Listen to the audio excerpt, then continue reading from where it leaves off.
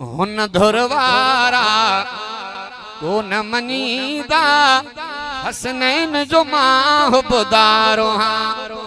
कहीं जे मञण जी नाहे जरूरत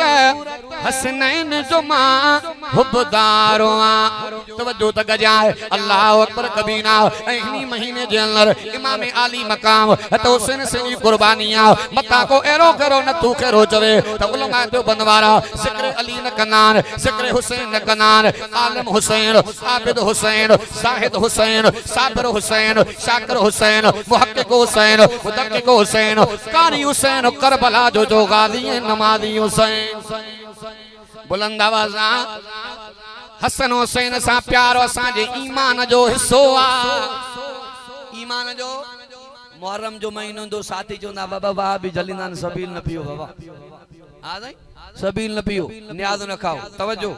असां सबील जा इनकारी न आहियूं न्याज जा इनकारी न आहियूं पानी चुको ॾियो त नालो कंहिंजो वकड़ न हणो न नांग वारा ॻाल्हि खरी आ सिधी आ सची आ नज़रे अल्लाह न्याज़े अल्लाह सवाब हुसैन आ नहीं अदा सबील जानकारी ना आयो न्याद जानकारी ना आयो देगियूं पचाए जेतरियूं वणी पचाए नालो अब नमाज इबादत है ना केंजी कंदा अल्लाह जी हज इबादत आ केने ला पढ़ंदा त खैर भी अल्लाह जी इबादत आ इबादत केंजी थींदी आ एकड़ी जगह ते वेठा जासे अगले मुहर्रम में के स्टाफ ते एकड़ो साथी आयो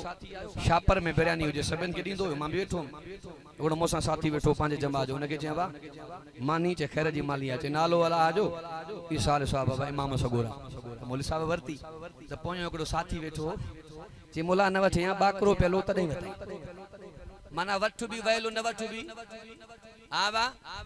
जे करे वठ त पो शादन बाबा चंगी बानी ही तदे वतई न वठ त वहाबी है के ना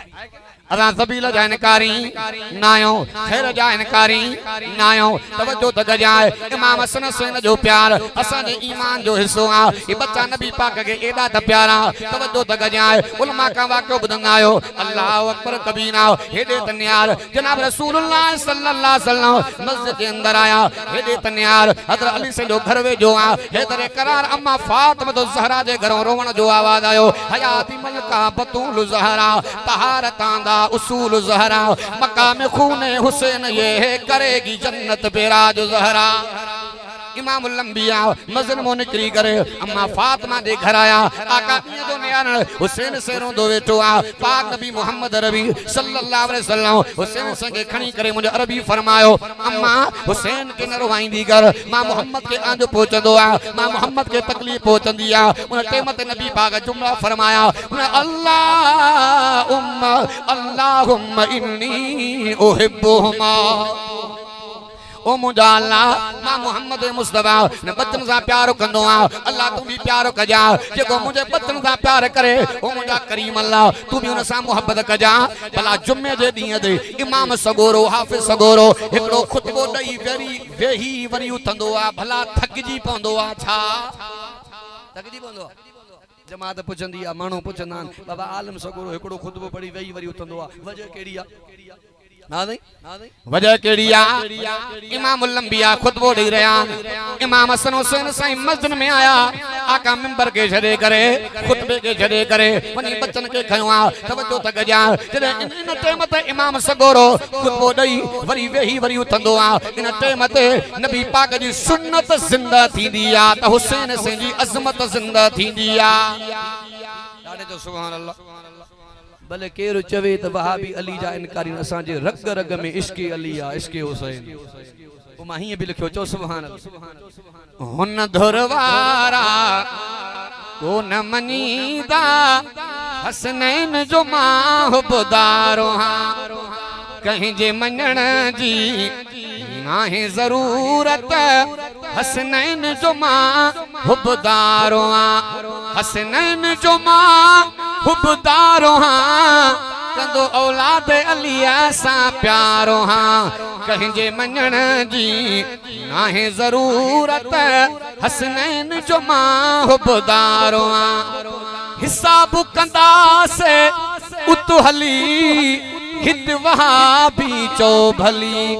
हिसाब कंदासे उत हली हित वहाबी चो भली हुअत मेरो ॾाढो आया चोटीअ जो बदकारो हाँ चोटीअ जो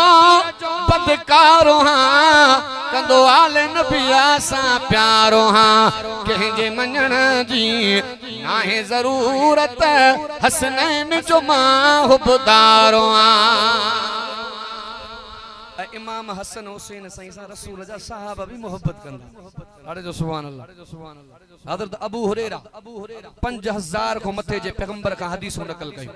उम्मत जो मुहद्दिस हदीस जो हाफिज़ा कुरान जो ॼाणो एक जनाज़े में मोटिया इमाम हुसैन साईं गद्दा पंध गचो इमाम आली मकाम ते हुसैन साईं थकजी पया के जगह ते वेठा आराम जे लाइ तवज्जो बा इमाम हुसैन साईं जे कदमन ते मिठी आ गुर्दो गुबारा रसूलुल्लाह जे सहाबी हज़रत अबू हुरैरा साईं नज़र पइजी कुल्ले दे चादर चादर के लाए करे इमाम साहब जे कदमन के साफ करण जला वेठो आ इमाम हुसैन से उठी बीठो चोदो पियो ए साईं छा कंदो पियो आ तू नाने मोहम्मद जे वक्त जो सहाबी आ तू पैगंबर जो दादलो आ हदीस जो हाफिज आ कुरान जो जानो आ ए केड़ो कम कंदो पियो आ अबू हुरैरा से तो फरमाए मां तमा सा प्यार मोहब्बत की न कया जो अरबी मोहम्मद तवा जी पारत कई आ हसन हुसैन जो प्यार हसन हुसैन जी मोहब्बत असा ने ईमान जो हिस्सो आ तवज्जो तक जाए अल्लाह अकबर कबीरा इमाम हुसैन साईं घणा हज कया अब हेडे हेडे ने यारो कर सा मसला पूछण वालो इमाम हुसैन साईं घणा हज कया रोज तकरीर बुधो ता मजा ख्याल कोनी ओ मां एकड़ो दुख खो यो जुमलो जरूर चोंदो आसा वी नायू दोस्त हेडो प्रोग्राम रखना ने हे खर्च जेडा मेहमान वडा तबा इंतजाम जे आया हो तो कुछ कणा खयूं वणो कुछ समझो जलसो थी एकड़ा साथी हेडे विंदा एकड़ा सिर्फ सुर बुधंदा कुछ गालियों समझंदा मां बाकी दोस्तन के बुधाइंदो सही गुलाम यासीन रंजू साहब इन मास्के व्यासे सही मुफ्ती मोहतार साहब तकरीर को करे एकड़ा साथी परियो वेठा होजन होडे कुरान हले तो हे पान में बस पिया कन तवज्जो बा एकड़ो साथी अहले सी जो आ बियो असा जे जमा जो हो पियो चवे त बाबा गायणो जलाल जन्नत में वेंदो हो पियो चवे त जलाल जन्नत में न वेंदो मुला एक गाल दे हो बी गाल दे मागे साईं तो यासीन साहब जो होडे कुरान जो हले हेडे जन्नत जलाल जी विराए जे बिनी के इशारो दे उठी आया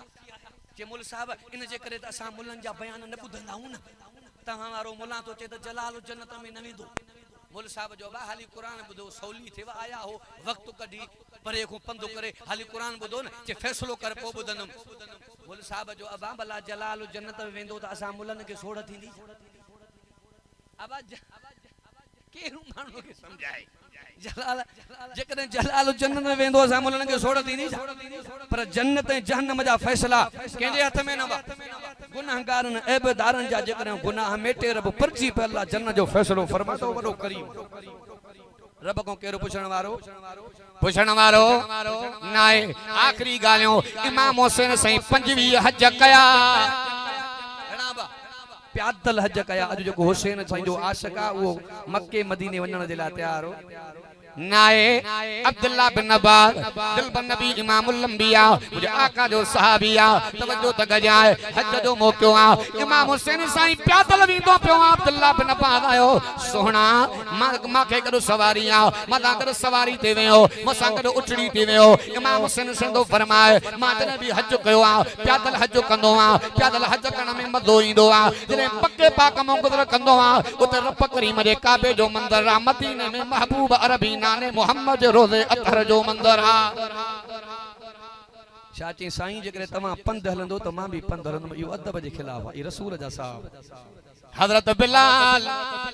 लाने तो सुभान अल्लाह हजरत बिलाल मदीनो सदे हुजूर जे वजन का बाद तवज्जो तक जाए नबी पाक मोहम्मद करीम जी ज़ारत थिया ख्वाब जे अंदर रड़ियो निकरी वयो रात जो बिलाल उथियो आ सफर शुरू कयो आ रात गुजरी वई ॾींहुं गुजरी वियो पर नबी रात वरी आए तहज्जुद जी नमाज जो टाइम आ मस्जिद नबी खुली पई आ हद बिलाल सही पोता हिय जो न्याय त इमाम हसन हुसैन साईं तहज्जुद जी नमाज पढ़ंदा पया वाक़ो उलमा का तव्हां जो ॿुधल नमाज पूरी थी वई इमाम हसन हुसैन जो निहारो ॾिस त असांजो चाचो बिलाल अची वियो नाने मोहम्मद जे वक़्त जो मौज़न अची वियो इसरार कयो चाचा आका जे असांजे नाने मोहम्मद मुस्तफ़ा जे वक़्त वारी आज़ान ॿुधा त बिलाल चवण लॻो ॿियो हुजे या त कोन चवां पर तव्हांजे अंगल इसरार खे कीअं मोटायां तव्हांजे अंगल खे मुंहिंजे आका वञो आहे रसूल जा साहब करबला जो वॾो मंदिर आहे मां ॻाल्हायां साईं पहुची वियो आहे करबला जे वाक़े खे सम्झो करबला जे वाक़े मां हिकु निमाज़ जो सबक़ मिलंदो पियो आहे सब्र जो सबक़ मिलंदो पियो आहे सब्र जो सबक़ मिलंदो पियो आहे पर्दे जो सबक़ मिलंदो पियो आहे ऐं असांजो ईमान आहे असांजो अक़ीदो आहे त करबला जे धरती ते हुसैन हारायो नाहे खटियो आहे जेको चए थो हुसैन हारायो आहे मुंहिंजे मुंहुं लानत छा पर लख लानत इमाम हुसैन साईं करबला जे मैदान में खटियो आहे हारायो हिकिड़ो हुयो दोस्त उन जो पुट हो ॿी लाइन जो तवजो कयो पीउ कटर वहाबी उन छोरे खे मिली नौकरी घर जो पोतो त पाण खे चंबा पियो वञे चए चरियो आहे मातम छो थो करे चए तोखे नौकरी मिली आहे समझो जे तोखे नौकरी मिली आहे ॻोठ वारनि चरियो आहे ख़ुशी जो मौक़ो आहे पोइ तुंहिंजे पुट खे नौकरी मिली आहे त ख़ुशी कर न इहा ई ॻाल्हि पियो सम्झायां इमाम हुसैन साईं खटियो आहे पोइ खटण ते वावेल आहे कुटको कोन कबो आहे जे मां पुट जे ख़ुशी जे मौक़े ते पाण खे पिटियां पियो धक पियो हणां तव्हांखे कावड़ पियो लॻे पोइ इमाम हुसैन साईं करबला जे धरती ते खटियो आहे पोइ वावेल आहे छो करबला जे मैदान में इमाम जी वरी कुर्बानी आहे हिकिड़ो साथी मांगे जो मुंहिंजी तनक़ीद न आहे अल्लाह जो क़ुर पियो पर दुख थींदो आहे भाउ भुले त हक़ चवणो आहे हिकिड़े साथी जो असां घोड़ो उन जे करे कढंदा आहियूं जो करबला जे मैदान मां इमाम हुसैन साईं जे घोड़े ते चढ़ी जंग कई न असां उनजी यादि ताज़ा कंदा आहियूं मां चयुमि इमाम सही थी विया इमाम जा यार सही थी विया साथी सही थी विया इमाम ज़ैनुलाब्दीन साईं नंढो आहे भला कहिड़ो जेको पोइते बची पियो जेको घोड़ो काहे आयो हा साईं जे चओ हक़ त माण्हू कावड़ कंदा आहिनि आए कि नहीं हालांकि काफी तारीख दे किताब में चए तो इमाम हुसैन सॼियूं तलवारूं वो सामान कातली ने हुसैन खयो बाबा उहे ॻाल्हियूं कयो जेके सही तरीक़े सां ग़लत बयानी करे माण्हुनि जे ज़हन खे ख़राब गुमराह न कयो करबला जे मैदान में पहिरें नंबर ते मां त ही चवंदो आहियां निमाज़ जो सबक़ मिली इमाम हुसैन साईं करबला जे धरती ते पहुता ज़ुहर निमाज़ जो टाइम आहे उबैदुल्लाह बिन ज़ियाद खे चयूं निमाज़ असां सां गॾु पढ़ंदो या जुदा पढ़ंदो जे इक़्तिदार जो जहिड़ो आहे निमाज़ तव्हां सां बाक़ी गॾु पढ़बी पाणी न आहे असां वटि इमाम हुसैन साईं ॼाणे पियो करबला जे धरती ते रेगज़ार धरती आहे खुश्क ज़मीन आहे पाणी कोन मिलंदो पंहिंजे काफ़िलनि खे फरमायो मुंहिंजे बचनि जो पाणी तव्हांजो पाणी सॼो खणी करे इन खे ॾियो मां ईअं पियो चवां त नाने मोहम्मद मुस्तफ़ा जे उम्मती जी निमाज़ कज़ा न थी बरकत निमाज़ में आहे छोटकारो निमाज़ में आहे सच ॿुधायो ख़ासि करे मां मिसाल ॾींदो रहंदो आहियां बहराड़ी में ज़ैफ़े मर्दिंदा कमायूं तॾहिं बि पूरी आहे हाँ बा आहे छो वजह कहिड़ी आहे असां में निमाज़ कोन्हे आका जो साहबी हो नबी ॾे आयो से मांखे खजनि जो बाग आहे ज़मीन बि गबल आहे बाग बि ॾाढो भलो आहे पर मज़े जो कोन पियो लहे से ने फरमायो नफ़ली निमाज़ खे वधा अरसो गुज़रियो साॻो साहबी नबी पाक ॾे आयो सोना हेल मुंहिंजो एॾो बाग उकलियो आहे फरियो आहे जो पाड़े में कंहिं बाग मुंहिंजे बाग जो मुक़ाबिलो न कयो पतो पे तो बरकत भी निमाज़ में बरकत दुखी घड़ी अची वने छा पढ़नो आ निमाज़ असा जे को मथो को मसलो अची दो को छा चनो मौलवी साहब असा पण परेशान है ब्लड प्रेशर वाला कादे पीठो आ तो के निमाज़ जी लगी दुखी घड़ी अची वने छा पढ़ दे बा छोटकारो निमाज़ में अबू बकर सिद्दीक तो फरमाए जंगे बदर जो टाइम ओडो 1000 जो टोलो असा 313 रात पेजी वे निंड न पई अचे कदे हेरे पे पासो मटाया कदे हेरे पे मटाया अजीजो जने तकलीफ पहुचंदी आ मनो मुसन जे दरवाजे ते वेंदो आ अबू बकर तो फरमाए दिल में ख्याल आ दुखी घड़ी दिसा त मोहम्मद मुस्तफा छा पिया करे पांजी जगह छडे हुजूर जे खीमे दे आयम नबी जे खीमे जे मुंह में रसूल जे नबूवत वाली चादर लगल चादर के हटाए जाती पातम लियो पातम हिय जो निहारा त मुझे साईं अधरात जो नमाज पढ़ंदा पन हुजूर जो सुर सजदे में अबू बकर तो फरमाए मां पांजो पान के बचवा सिद्दीक घबरा न अल्लाह पांजे पैगंबर जा सजदा को न मोटाई दुनिया डिठो नबी जे साहब के अल्लाह गलबो नसीब फरमायो 70 काफर कत्ल था 70 कैदी बणया जंग पूरी थी वई मरला पूरा थिया सामान समेट जियो नबी सही आया हुजूर फरमाया साहबा के दियो अहवाल त जंग जा मरहला किए गुजरिया एकड़ो साहब थियो आका मोर तीर भी न हो तलवार भी न हुई सुकल शरी दिलबर मुझे हथन में दुश्मन के ओलारा मस पे दुश्मन अगे पे मरे लगे इए पे त मारन वारी का कुवत भी आ हुजूर जे अखन में खुशी मो नीर वही आया हुजूर फरमाया ए मां मोहम्मद जा गुलामो शागिर्दो मत वालो परवानो रात मां मोहम्मद अदराज उठी नमाज पढ़ी हथा के हो मुंजा अल्लाह मां मोहम्मद जा थोरान वनो कसरता मां मोहम्मद जा मिस्कीन हो सामान सूधा सूधा अल्लाह जे करे मोहम्मद जा गुलाम यार मिट जिया तुझे नाले वठण वालो कोई न पजंदो अल्लाह मुझे यारन जी मदद फरमा अल्लाह पाक फरमा हबीब घबरा न नालो तुझे यारन जो थींदो फौज मां अल्लाह जी वड़ दुखी घड़ी नबी सन छा पढ़ी वा छा पढ़ियो करबला में वडी कुर्बानी आ करबला में पानी बंद हाने पानी पे तकसीम थे ये भूख दुख ते गुजार त खबर पवे आए किन्ना है बा असा जो नबी वडा कुब्बा जुब्बा पाण वालो न असा जो हुजूर मैदान जो मुजाहिद मामूली गाल कोन मोला अबुल कलाम आजाद रहमतुल्लाह अलैह इंडिया वाले तारीख करबला में कोई वाकयो लिखयो आ तवज्जो आखिरी गाल जने जंग जा मरला शुरू थिया कूफिन दे पासे ने हकड़े हक लगई हलाए हुसैन तलवार पे लगे ई पे तो अली पाण पे तलवार हला सिंह जा बच्चा भी सिंह थींदा तवज्जो करबला जे धरती का सजे पासे हिकड़ो रस्तो गुजरंदो आ जेके बयान उलमा बुधाइन था त अन्या भी ओ रस्तो आहे बोला अबुल कलाम आजाद तो फरमाए जने जिहाद शुरू थियो शोर शराबो शुरू थियो होडो भी तलवारों उबियूं हेडो भी हुसैन सही गजगात कया एकड़ी कुरारी औरत ही जेका पुट वतियूं करबला जे उन रस्ते खां पई वने शोर जो बुधई त पुट के चवण लगी अब्बा हेडो शोर इंदो पियो आ घोड़ इंदो पियो आ दिसी ता मामलो छाए सीता मामलो शाय तवज्जो बा उन कुराड़ी जो पुट जो पोतो रोंदो आयो तकड़ो तकड़ो अखिन में पानी अम्मा हुजूर जे गुलशन जो हुजूर जे बाग जो गुल पटजी रहयो आ इमाम हुसैन अकेलो आ जालमन हुसैन से के वकोड़ियो आ पर इमाम हुसैन भी लड़ंदो पियो आ कुराड़ी अम्मा रुलनी न रोके न एड़ियो अमड़ियो काथों अचन चवण लगी अब्बा इन हुसैन जे कदमन में कटजी वेने त दुनिया भी बनजी वेंदई आखिरत भी बनजी नारे तकबीर शुहदाए करबला शहादत इमाम हुसैन जमीयत उलमा इस्लाम हाने एड़ियो अमड़ियो कालियो जो हाने जकने मोलन जो जलसो दीरो हफ्तो अग में घर में तबलीग कंदियो असा जो कुरानियो 59 बम भी लगदा थी मोलन जे जलसे आए कि ना आ नहीं हाने अल्हम्दुलिल्लाह आवा के पतो 19 20 21 मार्च 2027 में आलमी अमन इज्तिमा थी रयो इंशाअल्लाह चो इन में शरीक भी थींदा से जानी भी तावन कंदा से त माली भी तावन कंदा से राशिद साहब बुधायो उन असा के इजलास में 50 लाख मानू जमो करणो आ 1 अरब जो खर्चो आ जेके असा इंतजाम कयो आ हिक कैंटीन मा एन ते मते 1 लाख मानू मानी खाई सकंदो अयो असा जे सिंध वारन जे ला वडो एजाज